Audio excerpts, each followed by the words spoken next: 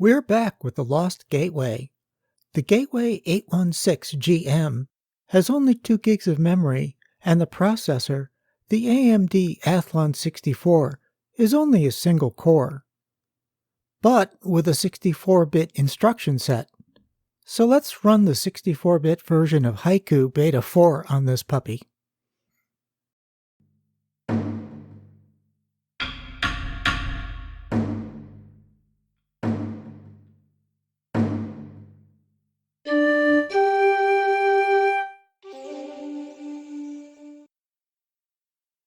My first attempt to boot from the DVD failed.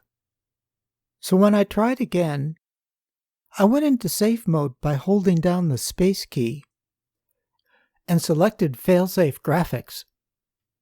Then it booted successfully.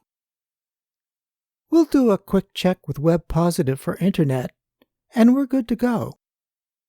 Let's get right to the install. Booting from the hard drive, I still needed to go into safe mode to get it to boot, but after that, it seemed fine. Immediately after the install, I did a software update. It looks like there's a lot more updates today.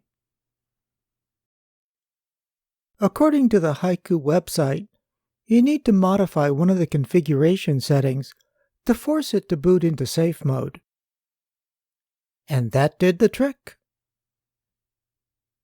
With booting issues fixed, we're off to the depot. One of the things that keeps throwing me with the depot is they have the installing bit here, then the downloading bit over here. I'm used to package managers that download, then install. It's not a biggie, but it's still a little strange. Let's see how Web, better known as Epiphany, works with YouTube. It's pokey and laggy, but an improvement over the 32-bit version. Let's give B Screen Capture another chance, using the same audio file in the B audio editor. It takes up so much system resources, it's impossible to even move the mouse. It failed to save a capture file and crashed the system. It's disappointing.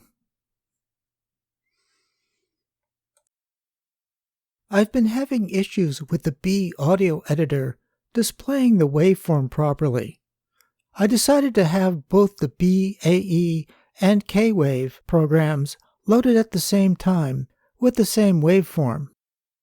Both programs are set to display the entire file. BAE does not show the full waveform, although it does play back the entire thing. K-Wave displays the full waveform and plays it back in its entirety. Although K-Wave plays back more file types and has the waveform in sync with the audio, there's a lot of clicking and popping. It's better than Beta 3 or any of the nightly builds, so we're making progress.